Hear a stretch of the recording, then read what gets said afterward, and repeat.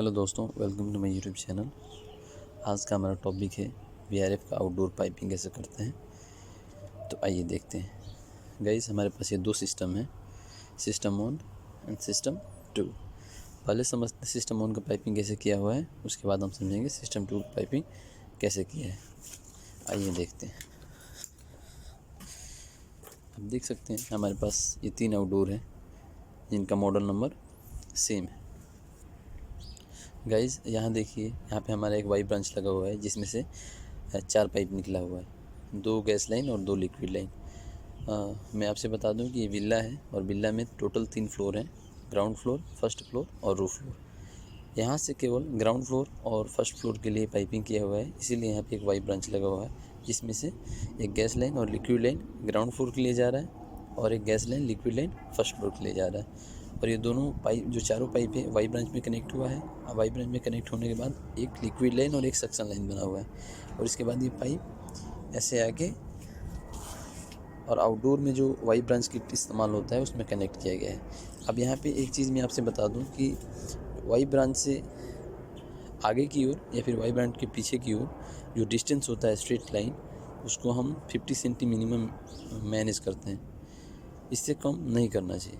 ये हमारा ओ जनरल का स्पेसिफिकेशन है कि कम से कम वाई ब्रांच के पहले 50 सेंटी पाइप स्ट्रेट होना चाहिए और 50 सेंटी वाई ब्रांच के आगे स्ट्रेट होना चाहिए। उसके बाद आप चाहें तो एल्बो वगैरह लगा सकते हैं। तो हम लोगों ने ऑलरेडी 50 सेंटी से ज़्यादा मेंटेन किया हुआ है, तो इसमें कोई प्रॉब्लम नहीं होने वाला है कमीशनिंग के टाइम। आप यहाँ भी देख सकते हैं 50 सेंटी से ज़्यादा मेंटेन किया गया है। अब आइए देखते हैं कैसे कनेक्ट हुआ मेरे आउटडोर में जाके। मैं आपसे बता दूँ कि ये जो पाइप साइज़ है, ये है 138 का और ये 34 का पाइप साइज लिक्विड लाइन है। यह है कि वाई ब्रांच में कनेक्ट हुआ है। और देखिए यहाँ पे 118 का पाइप जो है आउटडोर में जा रहा है और हाफ का, जिसमें एक फ़िल्टर लगाया हुआ है। इस फिल्टर का काम है कि जो भी गैस है वो जब हमारे कंप्रेसर में जाता है तो ये फ़िल्टर उसको फ़िल्टर करता है, जिससे कि डस्ट पार्टिकल वगैरह हमारे कंप्रेसर में न जाए। उसके बाद ये 2 पाइप 138 और 58 का पाइप जो है वो हमारा दूसरे यूनिट के लिए जा रहा है। इससे पहले कि एक और वाई ब्रांच लगा है, क्योंकि हमारे पास अभी 2 यूनिट बाकी हैं, इसलिए यहाँ पे एक वाई ब्रांच लगा हुआ है जिसका एक पॉइंट निकल के इस आउटडोर में जा रहा है और पाइपिंग सेम वैसे ही हुआ है जैसे हमने पहले वाला किया है। और जो दूसरा पाइप है वो हमारे लास्ट वाले आउटडोर में जा रहा है। और हम आपसे बता दिए हैं कि इस वाई ब्रांच और दूसरे वाले वाई ब्रांच के बीच में कम से कम डिस्टेंस स्ट्रेट लाइन 50 सेंटी होना चाहिए। लेकिन जब आउटडोर में कनेक्ट करते हैं तो यहाँ पे हमको 50 सेंटी मेंटेन करने की ज़रूरत नहीं है जब बेंड आता है तो। अदरवाइज स्ट्रेट में हमको 50 सेंटी मेंटेन करना पड़ेगा।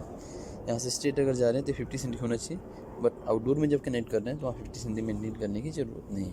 आप यहाँ देख सकते हैं। तो ये हमारा पहला सिस्टम है जिसको इंस्टॉलेशन हम लोगों ने ऐसे किया है। सेम दूसरा सिस्टम का भी इंस्टॉलेशन ऐसे ही हुआ है। और आप यहाँ देख सकते हैं कि यहाँ पे 2 वाई ब्रांच लगा हुआ है। यहाँ पे 2 वाई ब्रांच लगा हुआ है। पहला जो वाई ब्रांच है और जो दूसरा वाई ब्रांच है, इसके बीच का जो डिस्टेंस है वो 50 सेंटी स्ट्रेट लाइन है, तो ये एप्लीकेबल है। यहाँ देखिए, यहाँ से 4 पाइप निकला हुआ है। जो 2 पाइप हमारा रूफ फ्लोर के लिए जा रहा है, रूफ फ्लोर पे 3-4 यूनिट हैं, उनके लिए पाइप जा रहा है। और जो 2 पाइप निकला हुआ है वो हमारा इधर जाके वाई ब्रांच में कनेक्ट हुआ है। और यहाँ से ये जो 4 पाइप है, 2 पाइप ग्राउंड फ्लोर और 2 पाइप फर्स्ट फ्लोर के लिए जा रहा है। तो ऐसे पाइपिंग हुआ है। इसके ऊपर अभी पोस्टर भी होगा और इसको कवर भी किया जाएगा, तो आप देख सकते हैं। और हमारे पास एक सिलेंडर यहाँ पे है, इसके बारे में बताऊँ। ये सिलेंडर